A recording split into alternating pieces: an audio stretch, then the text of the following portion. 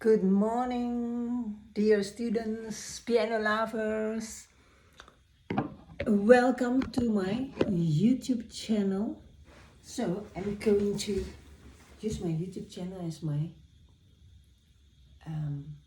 website. I want to, oh my God, I want to make a new playlist this season. It's called Tutorial with Your Own Music Sheet.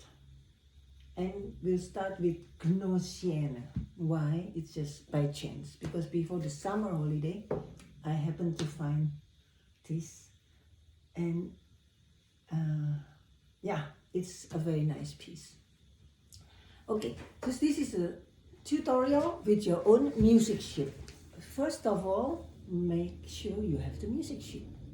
You can click in the description. There is a link for a free download, or you can also buy it. Okay, what we always, okay, I speak Dutch, I speak English now, but in the lessons, actually I speak Dutch. And in fact, I sing in Dutch. Dutch and English are not my first language, but I'm using English because some students are English speaking, and many Dutch, probably all Dutch, they can speak English very well. That's why I'm using English. Okay, when we study something, it's nice if we already know how it sounds. So Gnossienne number 1 by Satie is quite a famous piece. Probably you have heard it somewhere. The more you know the piece, the more motivating it is to study. But if you don't know it, it's also very nice. Then you are going to discover it. Okay, how to study a piece of music from a music sheet. Important is to see the key signature, tone sort in Dutch, and then the time signature, mat sort. There is no time signature in Gnossienne number 1, but the notes are very clear. You can see it very clear that it's 4 beats. So there are 3 parts of this piece. Yeah. You see the bass is always 4 beats. And 3, 4, 1, 2, and 3, 4, and 1, 2, 3, 4, and so on and so on. And then the second part is the chord.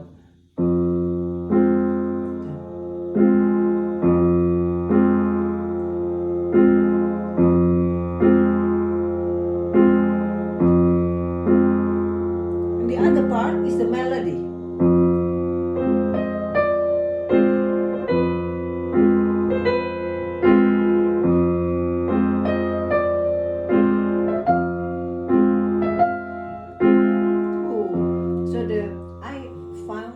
I discovered that the pedal is quite challenging for such a pitch, for such a piece. Okay, key signature, time signature, and then that we see what are the different parts, the different functions of that which we can see in the piece. So in this case, it's the melody, it's very clear, the chord in the middle, and the bass. There are 3 parts, yeah. And this other thing which is very important to see is the musical sentences. Sometimes they call it musical phrases. Musical sentences make it easier for us to study, because then we don't only see individual notes.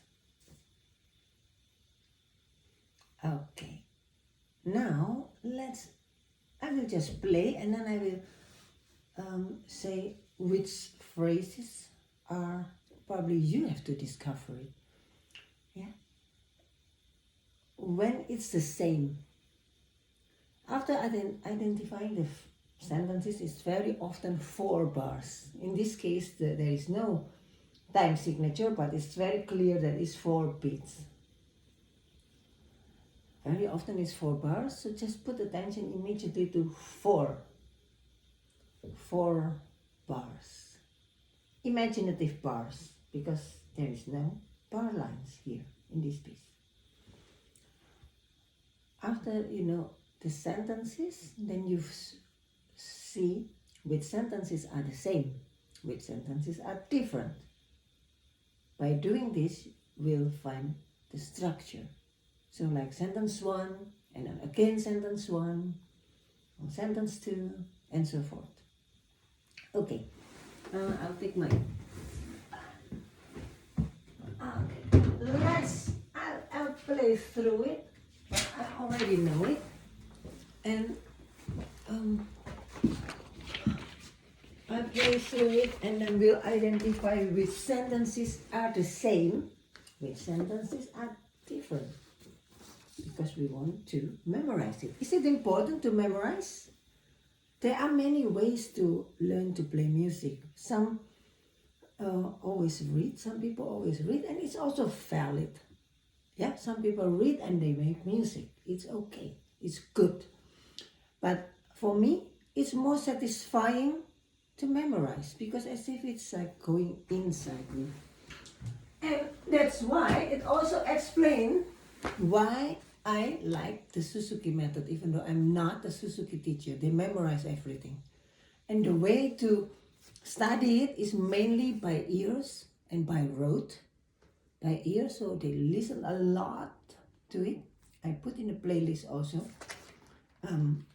Suzuki recordings. So the more you listen to it, the more you just know what piece to play, and the more you're curious to play, the more it's easier to learn actually. And then by rote means that someone show you actually. That's by rote. Or you are imitating someone. That's by rote. And then the critics in Suzuki method is that the students cannot really read very well, because they are playing a lot by ears and by rote, learning by rote. Yeah. And that's why the other books I really like is Mastering the Piano, 1 until 7. Because they are also Suzuki teachers, and their approach is like what I just described. Identify every sentences, identify the same sentences and the different sentences, and then identify the sections. By doing that, we know the structure, and then learn it.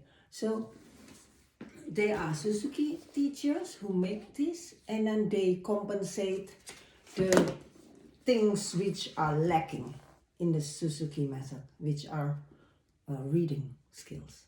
So reading is not only reading the notes, but it's to comprehend, to understand what we are reading. And it means to see the structure of the piece, the musical sentences, and the dynamics is often related, and probably always related to every sentence. And then there is also smaller part, the motives, and even smaller part, the intervals. Okay.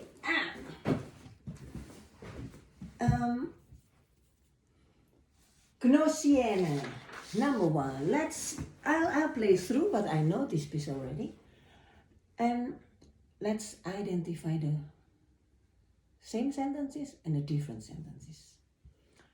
Make sure that you have the music sheet, right? So you really can stop me and you can try, and so you can also learn it.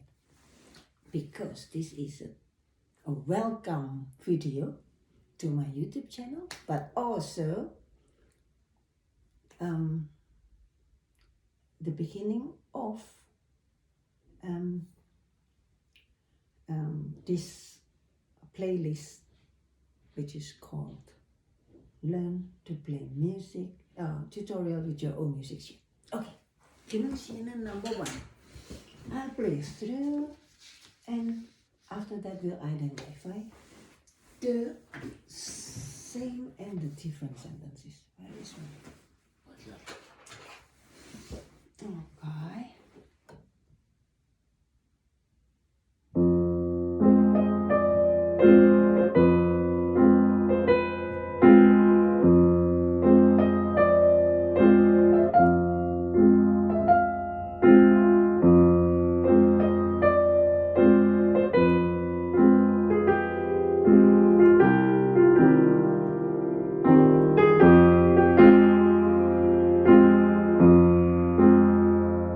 And now get the same.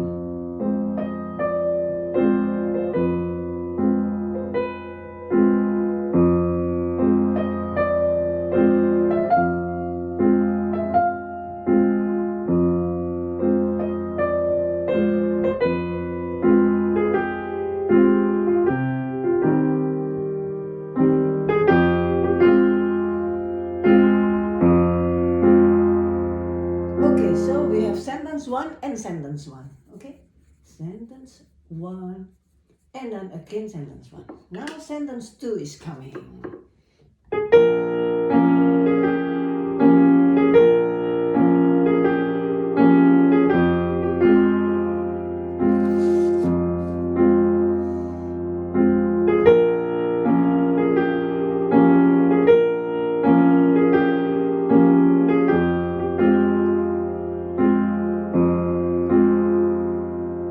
Wait a minute.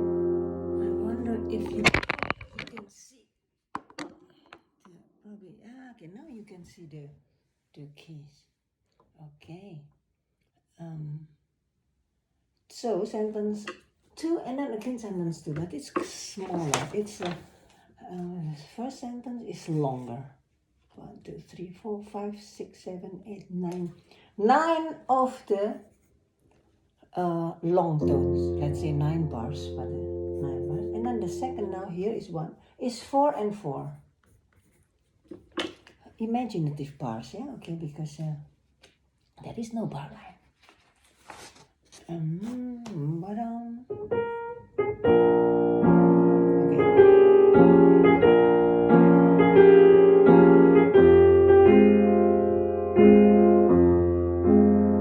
Okay, now a new sentence is coming.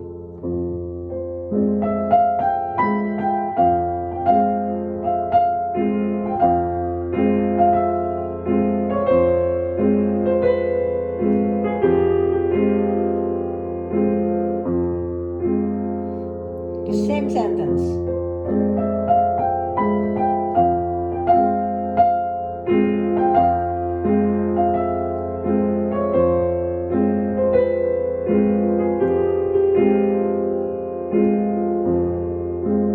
Okay, so I'll write down here sentence 3 and sentence 3. Also 2 times, but how many times of the long notes? 1, 2, 3, 4, 5, 6. Let's say 6 bars. Imaginative bars. Yeah, okay, and then come again this one.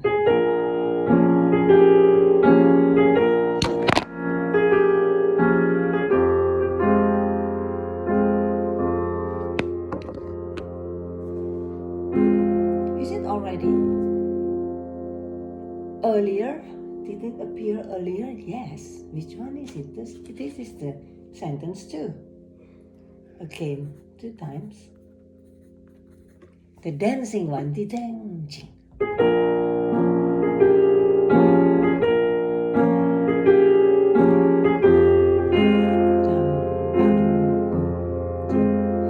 And now,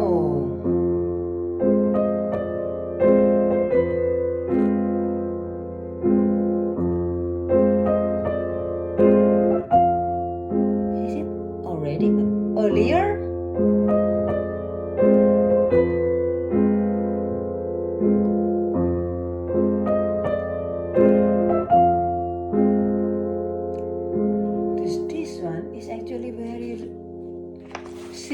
to the first sentence, but the last part of the motif is gone. So originally it's like this.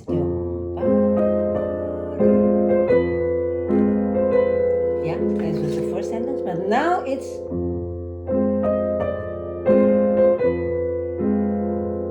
more mysterious.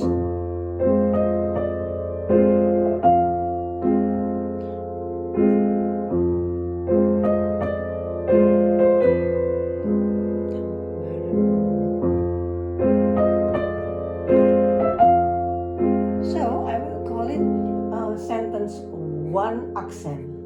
So one, but then a variation of sentence ones.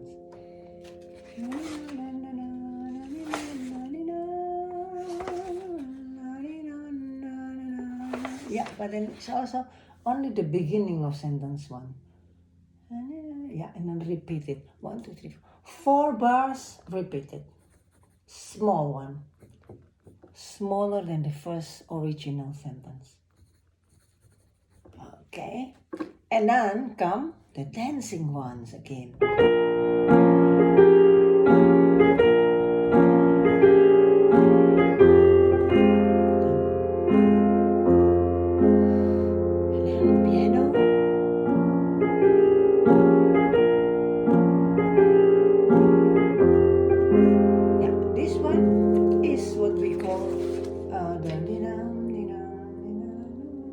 The third part.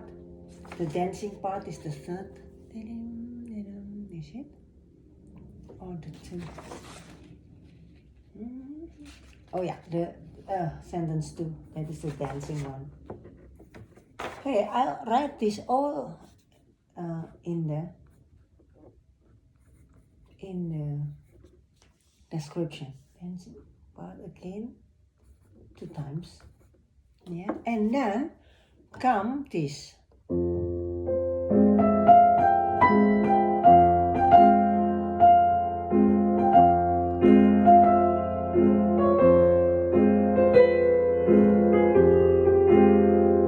Is it already earlier?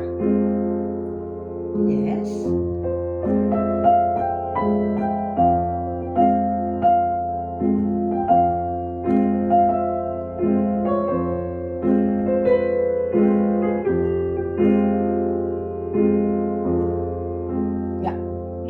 This is the same as sentence 3 again. Hey, also 2 times. 6 bars, 6 bars. And then come the dancing ones again. Oh yay.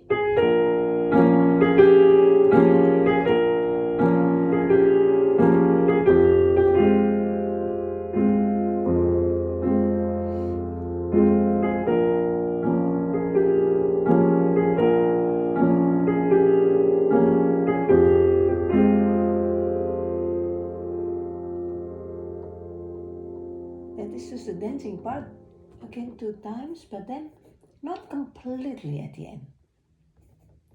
So slightly shorter. Why? Because it's going to number 2 actually.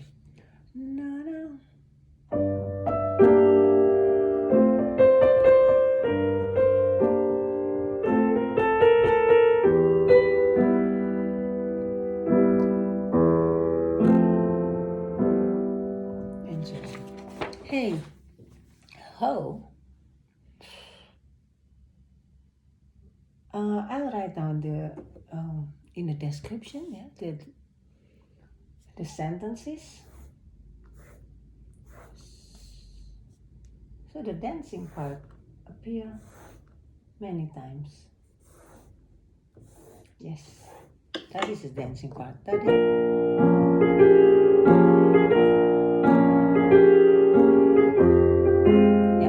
What is very interesting with Satie is that he wrote in every sentence a very interesting instruction or ideas how to play it. So for instance, this is asking.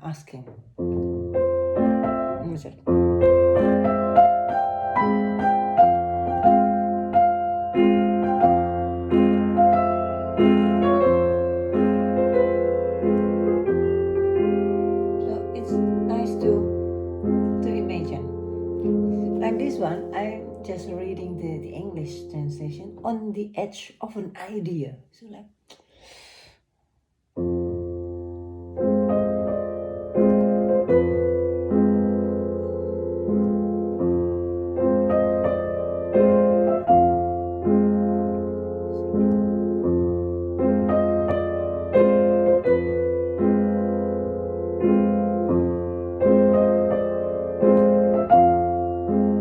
on the edge of an idea. Yeah. So it's interesting. It's not the normal like piano or so. Yeah. Hey, enjoy.